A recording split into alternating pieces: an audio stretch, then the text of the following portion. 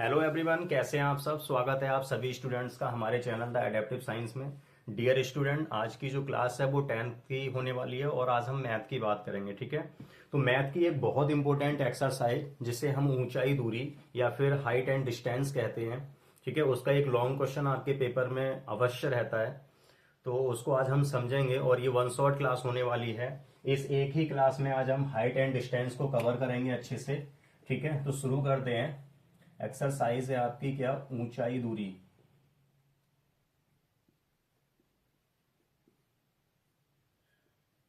ऊंचाई एवं दूरी जिसे हम बोलते हैं हाइट एंड डिस्टेंस।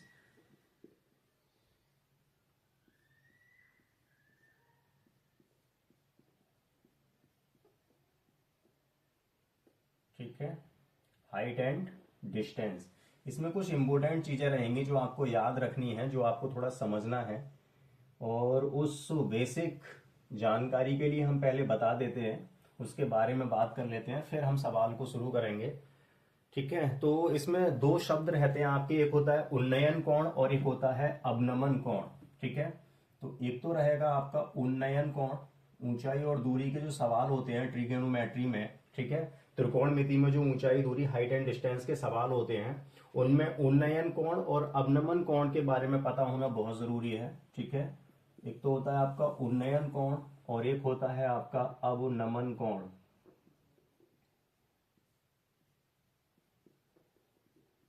जो उन्नयन कोण होता है उसको हम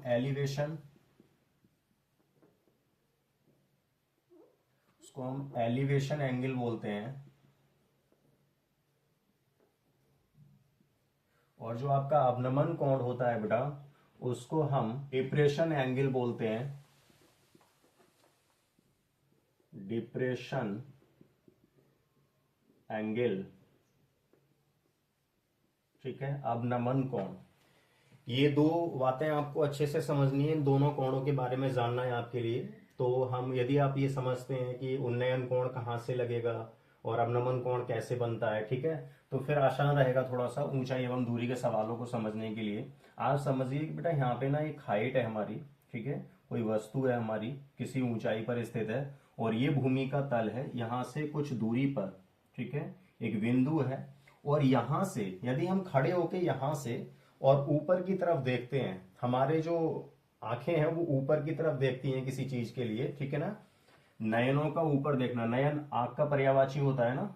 तो जब हम नीचे से किसी ऊपर वाली वस्तु को देखते हैं तो इस समय जो एंगल बना है, आधार से जो एंगल बना है, जो कोण बना है, उसे हम बोलेंगे क्या, उन्नयन कोण। तो ये ना आपका उन्नयन कोण है इस समय। ठीक है, ये जो बना है ये कौन सा कोण है इस समय, उन्नयन कोण है। जब हम नीचे से ऊपर की ओर किसी चीज को देखते हैं तो उस समय जो कोण बनेगा उसे हम उन्नयन कहेंगे। ठीक है, और अवनमन में क्या होगा कि यदि आप किसी ऊंचाई पर हैं और उस ऊंचाई से जब आप नीचे की तरफ देखते हैं किसी वस्तु के लिए, ठीक है, तो जब आप नीचे की ओर देखेंगे, आप यहाँ पे हैं, इस ऊंचाई पे हैं या फिर किसी मकान की छत पे हैं और छत से आप नीचे की ओर देख रहे हैं, तो उस समय यहां से खड़े होकर आप नीचे की ओर क्या करेंगे, अपने नेत्रों को करेंगे, ठीक है, अपनी आंखों को नीचे की ओर झुकाएंगे और ऐसे देखेंगे। तो इस समय यहां से जो कोण बनेगा, ये वाला जो कोण है, यहां से जो थीटा बना है, वो क्या होगा, आपका अवनमन कोण होगा। ठीक है, इसे हम अवनमन कोण बोलेंगे। ठीक है, तो ये आपको ध्यान रखना है, दो कोण होते हैं इस ऊंचाई और दूरी के सवाल में। एक एलिवेशन एंगल होता है, एक डिप्रेशन एंगल होता है। उन्नयन कोण बोलते हैं इसके लिए, ये हमेशा नीचे से ऊपर की ओर देखा जाता है, और अवनमन कोण किसी ऊंचाई से नीचे की ओर देखा जाता है, तो इसे हम अवनमन कोण कहते हैं। ठीक है, ये दो बातें आपको याद रखनी है। उसके बाद नेक्स्ट, ये तो है ही, इसको तो अब आपको पता चल गया, क्योंकि अगर कोई क्वेश्चन थ्योरेटिकल होता है, ठीक है, थ्योरी में यदि कोई क्वेश्चन है तो उसमें उन्नयन कोण और अवनमन कोण को समझना बहुत ज्यादा आवश्यक है, इसलिए हमने पहले इसकी बात कर ली। नेक्स्ट होता है कि जो आपके ऊंचाई दूरी के सवाल हैं वो हमेशा जो राइट एंगल ट्राइंगल होता है ना आपका, जो समकोण त्रिभुज होता है, जिसमें एक कोण हमेशा क्या होता है, 90 एंगल होता है, हमेशा उस पर अप्लाई होते हैं। ठीक है, ज्यादातर ज्यादातर जो आपका ट्रिग्नोमेट्री के ऊंचाई एवं दूरी के सवाल हैं वो हमेशा समकोण त्रिभुज पर लागू होते हैं, समकोण त्रिभुज पे ही हम उनको करते हैं। ठीक है, तो यहां पे समकोण त्रिभुज की हमारे लिए ये है हमारा समकोण त्रिभुज। क्या डेफिनेशन होती है समकोण त्रिभुज की? समकोण त्रिभुज की डेफिनेशन होती है कि ऐसे त्रिभुज जिनमें एक कोण 90 अंश का होता है, 90 एंगल होता है, उसे हम समकोण त्रिभुज कहते हैं। तो इसमें क्या होगा बेटा, समकोण जो है ना आपका 90 एंगल का जो कोण है उसके सामने वाली जो भुजा होती है वो हमेशा कर्ण होती है। ठीक है, इसको हम बोलते हैं हाइपोटेनस।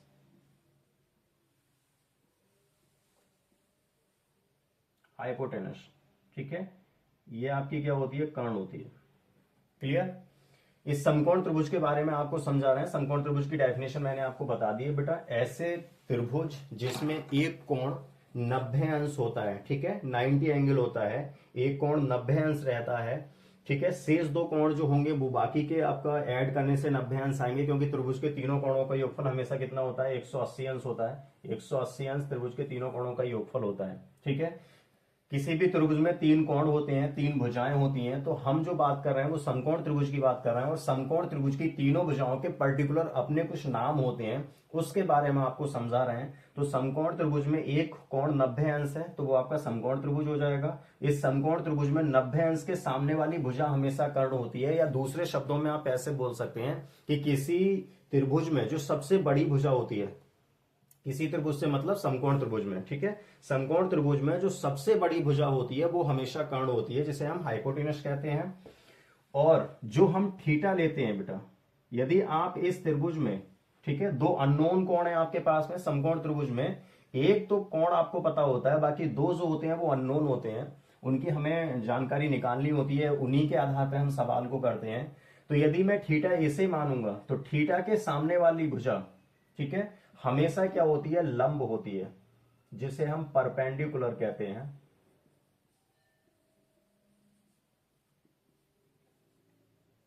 थीटा के सामने वाली भुजा हमेशा लंब रहने वाली है। ठीक है, तो ये लाइन आपको याद रखनी है कि थीटा के सामने जो भुजा रहेगी वो हमेशा लंब होती है। यदि आप थीटा इसे लेते हैं, इस वाले एंगल पे यदि आप थीटा शो करते हैं, तो फिर उस समय इसके सामने वाली भुजा ये है तो लंब ये होगी, है ना। तो किसी भी समकोण त्रिभुज में लंब और आधार जो होते हैं वो एक दूसरे में क्या हो जाते हैं, चेंज हो जाते हैं। ये डिपेंड करता है कि थीटा आप कौन सा रखेंगे। थीटा यदि आप उसे रखेंगे तब क्या होगा, लंब ये है और आधार ये है। और यदि आप थीटा इसे रखते हैं तब क्या होगा, लंब ये होगा और आधार ये होगा। और आधार को तो हम क्या कहते हैं, बेस कहते हैं। ठीक है, तो अभी क्या कर रहे हैं हम, यहीं से समझ लेते हैं। हमने थीटा इसको माना है, समझ लेना बेटा अच्छे से। ये थीटा है तो थीटा के सामने वाली भुजा हमेशा लंब होगी, जिसे हम परपेंडिकुलर कहेंगे। और जहां पे ये त्रिभुज आपका रुका हुआ है, इसे हम आधार बोलते हैं, उसे हम क्या कहेंगे, बेस कहेंगे। तो तीन भुजाएं आपको अच्छे से याद रखनी है, क्योंकि ऊंचाई एवं दूरी के सवालों में हमारे लिए इन तीनों भुजाओं की जानकारी होना बहुत आवश्यक है। इनके बारे में हमें पता होना चाहिए। ठीक है, और वो सिर्फ ये पता नहीं होना चाहिए कि समकोण त्रिभुज में तीन भुजाएं होती हैं, लंब, कर्ण, आधार। तो आपको ये नहीं पता है कि कर्ण कौन सा होता है। कर्ण जो होता है वो 90 एंगल के सामने वाली भुजा हमेशा कर्ण रहेगी। ठीक है, और थीटा के सामने वाली भुजा हमेशा लंब रहेगी। तो तीसरी भुजा तो आपको पता ही होगा, जो शेष बची वो क्या है, तीसरी भुजा है, ये हुआ। ठीक है, इसके बाद आपके लिए एक फॉर्मूला रहेगा, इसमें हम क्या करेंगे बेटा, लंब के लिए एल से प्रदर्शित करेंगे, लंब बोल रहे हैं। ठीक है, कर्ण के लिए के से प्रदर्शित कर देंगे, क्योंकि हमें एक फॉर्मूला लिखना है अभी। हाइट एंड डिस्टेंस में सबसे इंपॉर्टेंट फॉर्मूला होता है वो। उसके आधार पे हम समझते हैं कि हमें कौन सी निष्पत्ति लगानी है, साइन लगाना है, कॉस लगाना है या फिर टेन लगाना है। उसके लिए हम क्या करेंगे, कर्ण को के से शो करेंगे, लंब को एल से, आधार को ए से। तो यहाँ पे अब एक फॉर्मूला बनेगा आपका, लाल बटे कक्का। ठीक है, ये सुना होगा आपने, ऐसा नहीं है कि ये इसका नाम ही यही रख दिया आपने, बस ये समझने के लिए केवल हमने बोला है ऐसा। ठीक है, आप सिर्फ इसको ऐसे बोल सकते हैं, LAL बटे KKA। ठीक है, लाल बटे कक्का। तो यहाँ पे क्या होता है बेटा, ये जो है ना आपकी भुजाएं, इनमें संबंध रखने के लिए इस थीटा के साथ हमें क्या करना होता है, त्रिकोणमिति की 3 निष्पत्तियों का यूज करना होता है। वैसे तो 6 निष्पत्तियां होती हैं, साइन, कॉस, टेन, कॉट, सेक और कॉसेक, लेकिन हम केवल हाइट एंड डिस्टेंस के सवाल केवल 3 का प्रयोग करके ही करेंगे। ठीक है। यहां आपको इस क्लास में यही आसान होने वाला है कि आप केवल 3 निष्पत्तियों का यूज करेंगे, साइन कॉस टेन। ठीक है, उन 3 से ही हम हल करने वाले हैं आगे सवालों को। तो यहां पे इसको मैं बोलता हूं साइन। साइन में हमेशा क्या होगा, लंब बटे कर्ण होगा। ठीक है, ये थीटा आपको दिया हुआ है और आपके लिए क्या है, लंब दिया हुआ है, तो कर्ण आप निकाल सकते हैं क्या लगा के, साइन लगा के, क्योंकि साइन का संबंध किसके साथ रहेगा, लंब और कर्ण के साथ रहेगा। तो ये हो जाएगा लंब बटे कर्ण। फिर यहां पे आप लिख देंगे कॉस। कॉस में होता है आधार बटे कर्ण, और ये है आपका टेन। टेन में होता है लंब बटे आधार। ठीक है, आगे जो 3 और होते हैं, कॉट। कॉट में आधार बटे लंब हो जाएगा। फिर सेक। सेक में कर्ण बटे आधार हो जाएगा। कॉसेक में कर्ण बटे लंब हो जाएगा। लेकिन हाइट एंड डिस्टेंस के सवाल में आपको केवल 3 ही निष्पत्तियां यूज करनी है, जो है साइन कॉस टेन। ठीक है, तो क्या याद रखना है अब आपके लिए, ये सिर्फ बेसिक समझा रहा हूं। ऊंचाई दूरी के सवाल अब बहुत आसान होने वाले हैं। जस्ट कुछ ही समय में आप सवाल को पढ़ के उसका डायग्राम बना के उसे हल कर देंगे। बट उससे पहले आपको ये पता होना बहुत जरूरी है कि उन्नयन कोण क्या होगा, अवनमन कोण क्या होगा। ठीक है, समकोण त्रिभुज है ये। समकोण त्रिभुज में का जो त्रिभुज जो होते हैं, त्रिभुज के तीनों कोणों का योगफल 180 अंश होता है, जिसमें एक कोण 90 अंश हो जाता है। उसे हम क्या बोल देते हैं, समकोण त्रिभुज कहते हैं बेटा। ठीक है, समकोण त्रिभुज में 90 अंश के सामने वाली भुजा को हमेशा क्या कहते हैं, कर्ण कहते हैं हम। ठीक है, आधार है ये हमारा। आधार से पहले हम लंब क्या करते हैं, डिसाइड कर लेते हैं थीटा के आधार पे, कि थीटा के सामने वाली भुजा हमेशा क्या होगी, लंब होगी, और जो तीसरी भुजा है वो तो स्वयं क्या रह जाएगी, आपकी आधार होगी। ठीक है, फिर उसके बाद में हमने एक फॉर्मूला ड्राइव किया है, इसको बहुत अच्छे से देखें आप। क्या है फॉर्मूला, ये है लाल बटे कक्का। साइन की निष्पत्ति में लंब बटे कर्ण रहेगा। ठीक है, और क्या होगा, कॉस में आधार बटे कर्ण होगा, और टेन में लंब बटे आधार होगा। हमें क्या होता है, हाइट एंड डिस्टेंस में हमें बहुत सिंपल बता रहा हूं आपके लिए, हमें केवल 2 चीजों की आवश्यकता होती है। एक तो हमारे लिए साइड चाहिए होती है बेटा, कोई सी भी एक साइड दो हमारे लिए, और कोई सा भी एक थीटा दे दो, क्योंकि उसमें 2 अननोन थीटा होते हैं। एक तो ये वाला कोण अननोन है और एक ये अननोन है। आपको ये दोनों ज्ञात थोड़ी नहीं है, ये तो पता है आपको 90 एंगल है। तो इन दोनों में से कोई सा भी हमारे लिए एक थीटा दे दो, और हमें कोई सी भी एक भुजा दे दो 3 भुजाओं में से, जिसे हम साइड बोल रहे हैं। ठीक है, तो हम फिर इस त्रिभुज में आप कुछ भी निकाल सकते हैं। यदि सपोज दैट कि मेरे लिए साइड में कर्ण दिया गया है कितना, 5 सेंटीमीटर, और थीटा दिया गया है मुझे कितना, 30 डिग्री। इस त्रिभुज में यदि थीटा की वैल्यू कितनी है, 30 एंगल है, और ये जो कर्ण है वो कितना है आपका, 5 है। तो अब इस त्रिभुज में आप कुछ भी निकाल सकते हैं। ये थीटा ज्ञात हो जाएगा आपके लिए, लंब निकल आएगा यहाँ पे, आधार निकल आएगा यहाँ पे। तो यही है त्रिकोणमिति का यूज। ऊंचाई और दूरी के जो सवाल हैं, हाइट एंड डिस्टेंस, ये क्या है बेटा, ये त्रिकोणमिति का एक अनुप्रयोग है, ये त्रिकोणमिति का एक यूज है। ठीक है, कैसे है वो समझ लें आप। केवल आपको एक साइड चाहिए और आपको थीटा चाहिए, तो आप कुछ भी निकाल सकते हैं समकोण त्रिभुज में। ठीक है, एक फॉर्मूला और आपके लिए आवश्यकता पड़ जाती है कभी कभी, जो है पाइथागोरस प्रमेय। ये तो आप जानते होंगे, पाइथागोरस थ्योरम क्या है। ठीक है, पाइथागोरस प्रमेय, प्रमेय को थ्योरम कहते हैं। और पाइथागोरस थ्योरम क्या होती है, वो होती है कर्ण स्क्वायर बराबर होता है आधार स्क्वायर प्लस लंब स्क्वायर। ठीक है, इससे यदि हम थ्योरी के रूप में बोलें तो हम बोलेंगे किसी समकोण त्रिभुज में कर्ण पर किया गया वर्ग शेष 2 भुजाओं पर किए गए वर्ग के योगफल के बराबर होता है। ठीक है, कर्ण क्या है यहाँ पे, ये है के स्क्वायर बराबर आधार स्क्वायर प्लस लंब स्क्वायर। ठीक है, तो इसकी भी आवश्यकता कई बार हमारे लिए पड़ जाती है इसमें। तो ये थी हमारी एक बेसिक जानकारी, इसमें आपके लिए ये सब चीजें याद रखनी है। और अब हम आपके लिए सवालों को आसान करने वाले हैं। बहुत ही आसान तरीके से हम सवाल को यूं कर देंगे। जो सवाल आपके 5 या 6 नंबर में रहता है मैथ में, 10th क्लास के मैथ में, ठीक है, उसे आप आसानी से हल कर देंगे। किससे, इसकी सहायता से, जो मैंने अभी आपको बेसिक समझाया है। इसको हम इरेज करने के बाद एक एक करके क्वेश्चन को हल करते हैं। ठीक है, ठीक है बेटा, ये क्वेश्चन है आपका जो बहुत ज्यादा इंपॉर्टेंट क्वेश्चन है, और ये प्रश्न कई बार कंपटीशन में या फिर आपका 9th क्लास 10th क्लास, ठीक है, तो हायर एजुकेशन तक ये प्रयोग किए जाने वाला क्वेश्चन है, और आपके कंपटीशन में भी कई बार आता है। और यहाँ से हम क्या करेंगे, इस सवाल को हल करने से हमारे लिए एक शॉर्टकट फॉर्मूला भी मिल जाएगा। और ये सवाल है कि यदि किसी मीनार के आधार से x मीटर तथा y मीटर की दूरी पर स्थित 2 बिंदुओं से मीनार के शिखर के उन्नयन कोण एक दूसरे के कोटि पूरक कोण हो, तब सिद्ध कीजिए कि मीनार की जो ऊंचाई है वो h is equal to √xy होगी। ठीक है, तो हमें क्या करना है, सबसे पहले हाइट एंड डिस्टेंस के सवाल में हमें सबसे पहले सवाल को पढ़ने के बाद में एक डायग्राम बनाना होता है। यदि डायग्राम आप अच्छे से समझ रहे हैं, है ना, डायग्राम आप अच्छे से बना दिए तो फिर क्या हो जाएगा बेटा, सवाल बहुत आसान हो जाएगा। तो हमें क्या करना है, एक मीनार लेनी है और मीनार की जो ऊंचाई है वो हम क्या करते हैं, h मान लेते हैं। ठीक है, अब इस मीनार के आधार से दो बिंदु हैं बेटा। ठीक है, दो बिंदु हैं और ये बिंदु जो है ना आपके x तथा y मीटर की दूरी पर हैं। क्लियर, क्या क्या है ये, x तथा y मीटर की दूरी पर हैं। ठीक है, तो हम क्या करते हैं, मीनार के शिखर के साथ इनका एक उन्नयन कोण बना देते हैं बेटा। ये सबसे पहले हाइट एंड डिस्टेंस के सवाल में बेटा आपको पढ़ के सवाल को बहुत आराम से आप सवाल पढ़िए।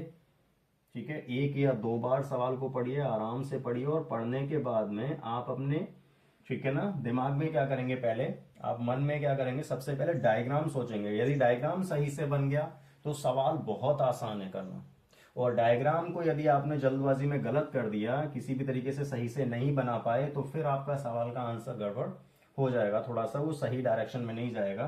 तो हमने क्या किया है, एक मीनार ली, इसकी ऊंचाई क्या है, हमने h मान लिया, क्योंकि मीनार की ऊंचाई h बराबर हमें सिद्ध करना है।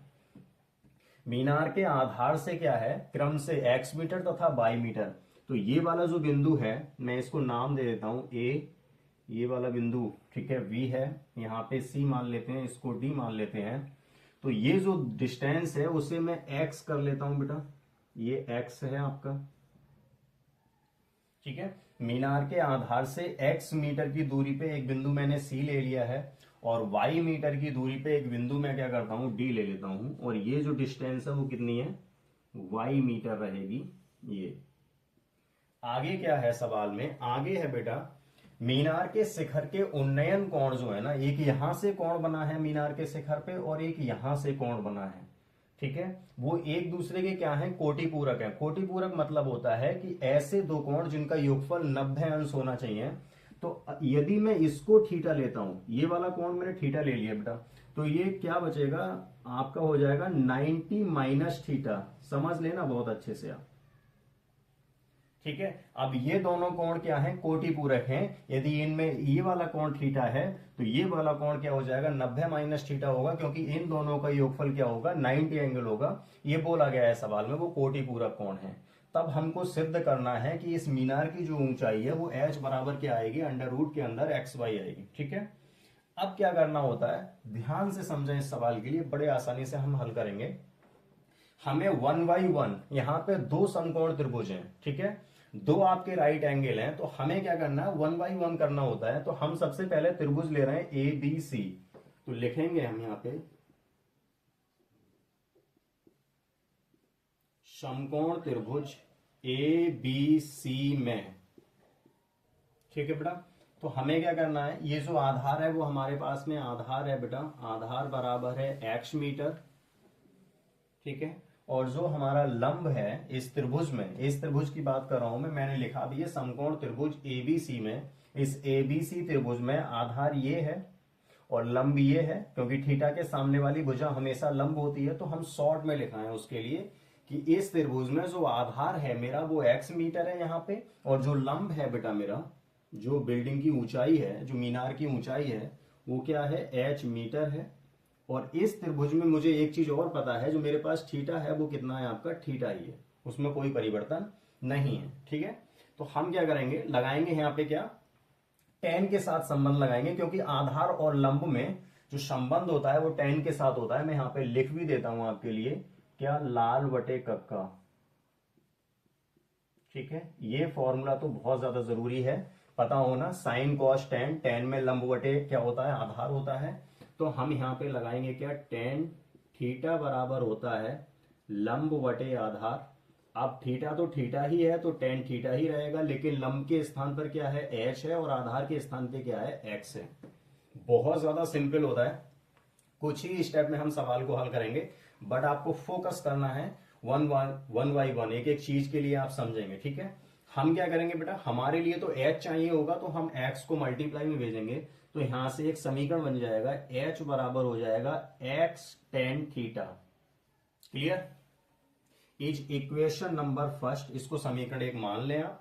यदि आवश्यकता होगी तो h का मान आप रिप्लेस कर देंगे, नहीं है तो कोई दिक्कत नहीं है, आगे बढ़ जाते हैं सवाल में, ठीक है। अब हम क्या करेंगे, नेक्स्ट स्टेप, हम समकोण त्रिभुज ए बी डी में फिर से सभी चीजें लिखेंगे हम। इस त्रिभुज में आपको क्या क्या पता है बेटा, ठीक है। जो आधार है बेटा वो कितना है आपका, y मीटर है, आधार y मीटर है। यहां पे इस त्रिभुज में भी जो लंब है ना बेटा, ए बी डी में जो लंब है वो h मीटर ही है। तो हम क्या करेंगे, जो लंब है हमारे पास में वो h मीटर है, बट यहां पे थीटा के स्थान पर इस बार क्या है, 90 माइनस थीटा है हमारे पास, ठीक है। क्या है, 90 माइनस थीटा है। तो इस बार क्या करेंगे, हम यहां पे हल करते हैं इस सवाल को, बाकी का जो पार्ट है उसको हम उस साइड में हल करेंगे, ठीक है। तो समझना बेटा, पहले हमने क्या किया है, समकोण त्रिभुज ए बी सी में लंब और आधार के बीच में क्या किया, एक संबंध बना लिया। तो यहां से समीकरण बना है h is equal to x tan theta. दूसरी बार हमने क्या किया है, समकोण त्रिभुज ए बी डी लिया है। नेक्स्ट इसको हल करेंगे तो यहां से फिर से हम tan लगाने वाले हैं।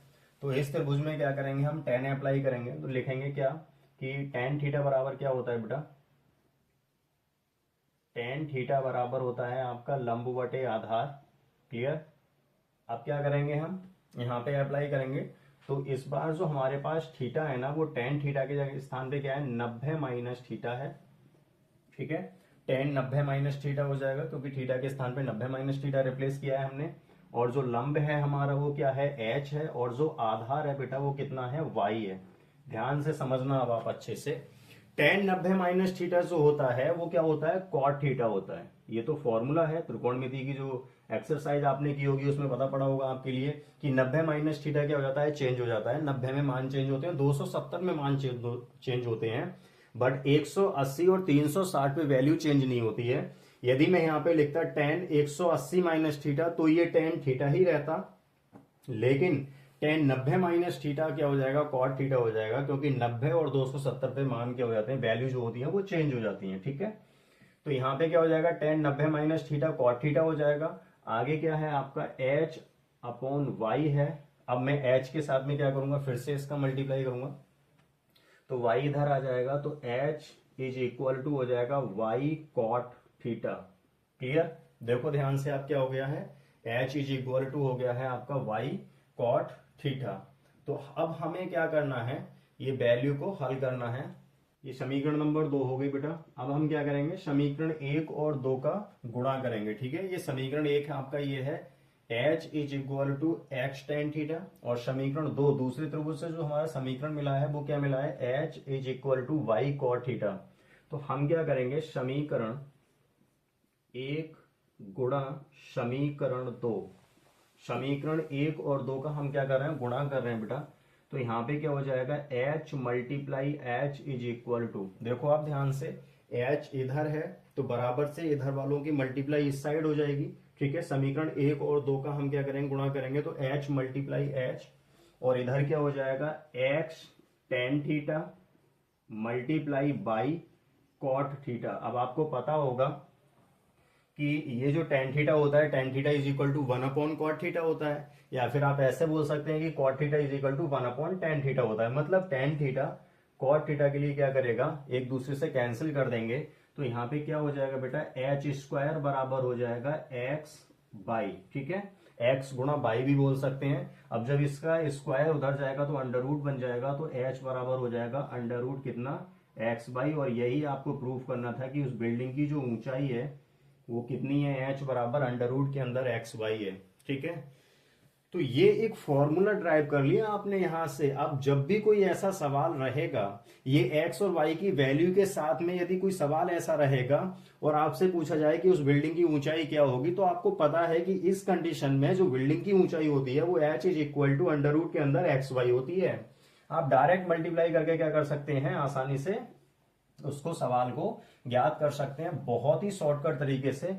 और ये हमने क्या कर दिया है, सिद्ध कर दिया है। ठीक है, इसको प्रूफ कर दिया है हमने कि ये जो सवाल है वो उसमें ऊंचाई क्या होती है आपकी √XY होती है। ठीक है, तो अब हम क्या करेंगे, इसको इरेज करेंगे और जो क्वेश्चंस हैं, जो इंपोर्टेंट क्वेश्चंस हैं वो करते हैं। बड़ी ये बहुत इंपोर्टेंट प्रश्न है, इस तरीके के कई क्वेश्चन कंपटीशन में आपको मिलते हैं। तो आप ध्यान से समझिए कि हमने कैसे किया है। बेसिकली ऊंचाई और दूरी के हर एक सवाल को हम इसी तरीके से हल करेंगे। उसका यही एक प्रोसेस होता है कि उसमें जो भुजा कॉमन होती है, इसमें कॉमन भुजा क्या है, आपकी ऊंचाई है, इस त्रिभुज के लिए भी और उस त्रिभुज के लिए भी।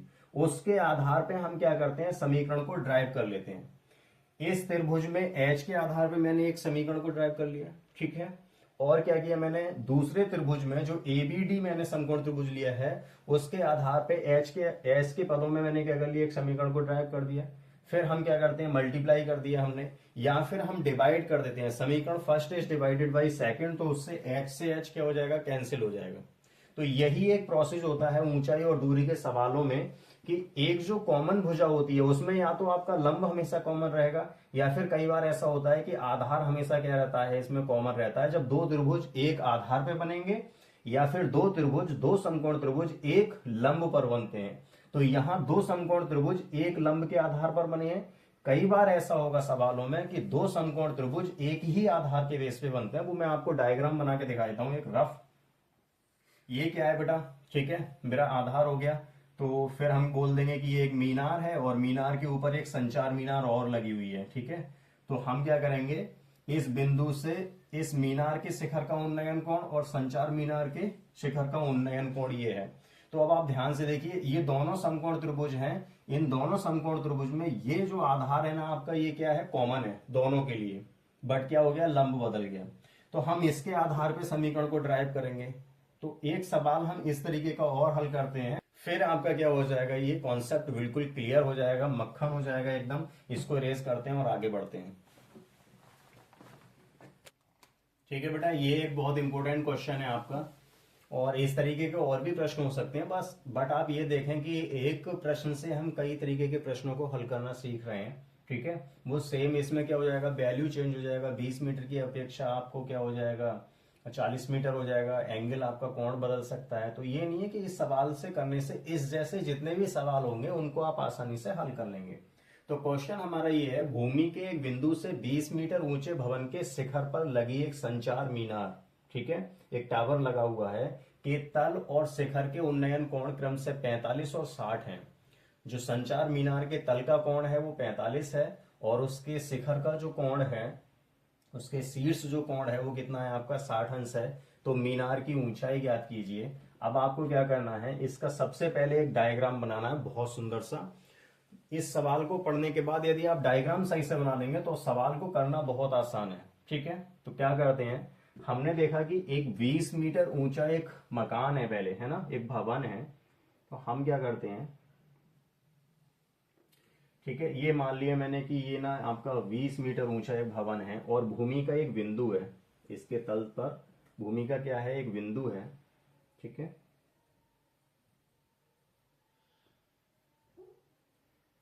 इस बिंदु से, है ना, इस भवन के ऊपर क्या है, एक संचार मीनार है, एक टावर लगा हुआ है, आप ऐसे समझें। ठीक है, तो यहां से क्या है बेटा, इस बिंदु से इस टावर के तल का और इसके शिखर का जो उन्नयन कोण है वो क्रम से कितना है बेटा, ये वाला तो आपका 45 है, और ये जो कोण है उसके शिखर का वो कितना है, 60 है। पहले जो हमने क्वेश्चन किया था बेटा, उसमें लंब क्या था, कॉमन था। ठीक है, और यहाँ पे क्या है आपका, आधार कॉमन है। तो मैं पहले इसको थोड़ा सा नाम दे दूं इनकी भुजाओं के लिए। यहां से करते हैं थोड़ा सा, ये ए बिंदु मान लेते हैं, इसको बी बिंदु मान लेते हैं, हम इसको सी बिंदु मान लेते हैं, और इसको डी बिंदु मान लेते हैं। किस भी क्रम में मान सकते हैं आप, एक्स वाई जेड कुछ भी ले सकते हैं। ध्यान से समझना बेटा, हमने क्या है, एक और ऐसा क्वेश्चन चुना है, इसमें क्या है, आधार आपका कॉमन है दोनों समकोण त्रिभुज के लिए। एक समकोण त्रिभुज आपका कौन सा हो जाएगा बेटा, बी सी डी, और एक समकोण त्रिभुज हो जाएगा आपका ए सी डी। बट इन दोनों समकोण त्रिभुज में आधार क्या है आपका, कॉमन है। ठीक है, ये बात समझने वाली होती है। इससे पहले जो हमने हल कराया था सवाल, उसमें क्या था, उसमें आपका लंब कॉमन था। तो दो त्रिभुज यदि आपको समकोण मिल भी रहे हैं तो उसमें एक भुजा हमेशा दोनों त्रिभुजों में क्या रहेगी, कॉमन रहेगी, और उसी से हमें क्या हो जाएगा, सवाल को करना बहुत आसान हो जाएगा।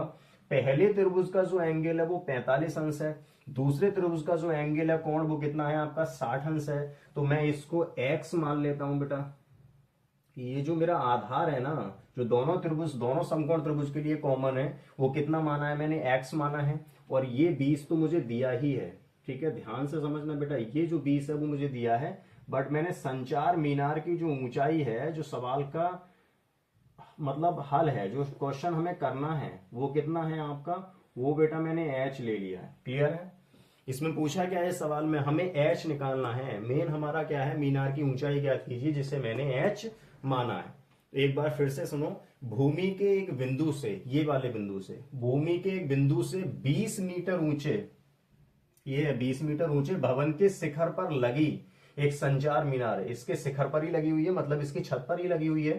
कि तल, इस संचार मीनार का तल ये है और शिखर ये है, कि तल, ठीक है, और शिखर के उन्नयन कोण क्रम से 45, पहला जो है वो कितना हो गया, 45 हो गया, और जो शिखर का उन्नयन कोण है वो कितना है, 60 है। तो मीनार की ऊंचाई ज्ञात कीजिए, इस एच को आपको निकालना है। इतना समय अभी तक जो मैंने सवाल को समझाने में, उस डायग्राम को बनाने में खर्च किया है, ठीक इतना समय अब सवाल को हल करने में नहीं लगने वाला है। अर्थात इसका मतलब यह है कि पहले क्वेश्चन को आप बहुत ध्यान से पढ़िए, उसके बाद डायग्राम बनाइए, और अब सवाल बहुत ज्यादा आसान है। क्यों? क्योंकि मैंने बोला है जो भुजा हमारी कॉमन होती है उसके आधार पर हम सवाल को बहुत जल्दी आसानी से हल कर देते हैं। तो क्या करेंगे बेटा, ध्यान से देखो, ऐसे अभी हम हल करने वाले हैं। लिखेंगे समकोण त्रिभुज, इसका हल हम कर रहे हैं, ठीक है। तो पहले हम क्या कर रहे हैं, समकोण त्रिभुज BCD,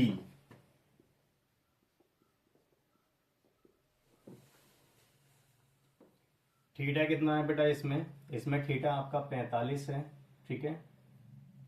कौन से, समकोण त्रिभुज BCD में, मैं इस त्रिभुज की बात कर रहा हूं बेटा, BCD, इसमें थीटा हमारे पास 45 है, जो आधार है वो x मीटर है, और जो लंब है हमारे पास वो कितना है, 20 मीटर है, ठीक है। बहुत अच्छे से समझना। फिर से हम क्या करेंगे, tan अप्लाई करेंगे इसमें। तो लिखेंगे क्या बेटा, tan थीटा बराबर होता है लंब वटे आधार। अब tan थीटा की वैल्यू कितनी है हमारे पास में, 45 इज इक्वल टू लंब के स्थान पे कितना है, 20 वटे आधार के स्थान पर कितना है, x। tan 45 का मान कितना होता है बेटा, 1 होता है, ठीक है। तो एक यहाँ पे हो गया, tan 45 का वैल्यू 1 हो गया, तो हो जाएगा कितना, 20 वटे x। सीधा सीधा बोले तो x बराबर कितना हो गया है आपका, 20 मीटर हो गया है, ठीक है। x का जो वैल्यू है वो 20 मीटर हो गया है। अब क्या करेंगे हम, समकोण त्रिभुज ACD, समकोण त्रिभुज ACD में थीटा कितना है बेटा, यहाँ पे 60 है आपके पास में, ठीक है। इस बार और क्या हो जाएगा, यहां से जो लंब है ना पूरा आपका, वो 20 प्लस h हो जाएगा। अब तो जो हमारे पास आधार रहेगा बेटा, वो आधार कितना था, x था, लेकिन अब x का चूंकि वैल्यू मेरे पास है, x बराबर कितना निकाला है, 20 मीटर, तो मैं लिख देता हूं यहाँ पे। और जो लंब है बेटा वो कितना हो जाएगा, 20 प्लस h हो जाएगा, ठीक है। 20 प्लस h मीटर में हो जाएगा ये। फिर से tan अप्लाई करेंगे बेटा, tan थीटा बराबर होता है लंब बटे क्या, आधार, ठीक है। तो हम क्या करेंगे, tan कितना, 60, थीटा की वैल्यू कितनी है, 60 है। लंब कितना है हमारे पास में, लंब है इस बार कितना बेटा, 20 प्लस h वटे में आधार कितना है, आधार x था, लेकिन वैल्यू मैंने निकाल ली है, तो वो कितनी आई है आपकी, 20 आई है, ठीक है। tan 60 का जो मान होता है बेटा, वो अंडर रूट कितना होता है, 3 होता है, इज इक्वल टू कितना हो जाएगा, 20 प्लस h वटे में कितना चल रहा है आपका, 20। क्लियर? क्या करेंगे हम, इस 20 को इधर भेजेंगे तो कितना हो जाएगा आपका, 20 अंडर रूट 3 हो जाएगा बेटा, 20 अंडर रूट 3 हो जाएगा। और यहाँ पे कितना चल रहा है आपका, 20 प्लस h चल रहा है, मुझे h का वैल्यू निकालना है, तो 20 को इधर भेजेंगे तो माइनस में आएगा। क्या हो जाएगा जरा ध्यान से देखो, h इज इक्वल टू हो जाएगा 20 अंडर रूट 3 माइनस कितना, 20। क्लियर? ये वाला 20 इधर आके माइनस का हो गया, तो 20 को आप क्या निकाल सकते हो, कॉमन निकाल सकते हो। तो यहाँ पे हो जाएगा 20 ब्रैकेट के अंदर अंडर रूट 3 माइनस का 1। या तो आप आंसर इस कंडीशन में भी लिख सकते हैं, और यदि आप चाहते हैं कि नहीं अंडर रूट 3 का वैल्यू रख के हम सीधा मल्टीप्लाई करके निकालेंगे, तो बेटा आप ऐसे कर सकते हैं, और √3 का जो वैल्यू होता है 1.73 रखेंगे आप, तो h इज इक्वल टू कितना हो जाएगा 20, ठीक है, ब्रैकेट के अंदर क्या हो जाएगा 1.73, ठीक है, और माइनस कितना 1, तो कितना बचेगा यहाँ से 0.73 बचेगा, तो h is equal to 20 multiply 0.73 केवल बचेगा आपका। क्लियर है? और जब हम इसका मल्टीप्लाई करेंगे, ठीक है, यहाँ से क्या हो जाएगा √3 का वैल्यू मैंने रिप्लेस किया है बेटा, तो वो वैल्यू कितना होता है 1.73 होता है, माइनस कितना 1 है आपका, और ये तो 20 क्या है मल्टीप्लाई में है, तो यहाँ से जब 1 कम हो गया उससे, तो कितना बचा 0.73 बचा, उसका मल्टीप्लाई करेंगे हम, तो क्या होने वाला है जरा ध्यान से देखें आप बेटा। क्लियर? तो हम इसका मल्टीप्लाई करेंगे, एक जीरो से ये क्या हो जाएगा आपका, ये पॉइंट इधर की तरफ रिप्लेस हो जाएगा, यानी कि आपको 2 से सीधा सीधा मल्टीप्लाई करना है, तो हो जाएगा 2 3 से कितना हो जाएगा, ठीक है 6 हो जाएगा, और चूंकि एक स्थान रिप्लेस हो चुका था 0 से, तो यहाँ पे क्या लगा देंगे हम, पॉइंट लगा देंगे, और कितना हो जाएगा ये इसका, और 2 7 14, 14.6 मीटर, अर्थात जो संचार मीनार लगी हुई है उसकी ऊंचाई कितनी है आपकी 14.6 मीटर है, और ये इसका क्या हो गया है आंसर। तो जितना समय सवाल को समझाने में और डायग्राम में नहीं लगा था, उतना उसको हल करने में, ठीक है, उससे कम समय हमारे लिए हल करने में लगा है। तो सबसे मेन बात यह है बेटा कि किसी भी क्वेश्चन को आप पहले क्या करें, पढ़ें अच्छे से, उस क्वेश्चन के लिए 2 बार पढ़ें, जब आपके लिए अच्छे से समझ में आ जाए चीजें, उसका इमेजिनेशन करने से उसका एक डायग्राम तैयार हो जाए, फिर उसे आप बनाएं डायग्राम को और हल करें, बहुत आसानी से कुछ ही स्टेप में क्या हो जाएगा आपका आंसर आ जाएगा। तो इस तरीके के हमने सवाल आपके लिए कराए, ये बोर्ड के लिए बहुत इंपॉर्टेंट क्वेश्चंस रहते हैं। तो ऊंचाई और दूरी की जो एक्सरसाइज है हमने 1 शॉट क्लास में कंप्लीट की है। अब आपसे मुलाकात होगी नेक्स्ट वीडियो में, तब तक के लिए आप अपना ख्याल रखें, सुरक्षित रहें। जय हिंद, जय भारत।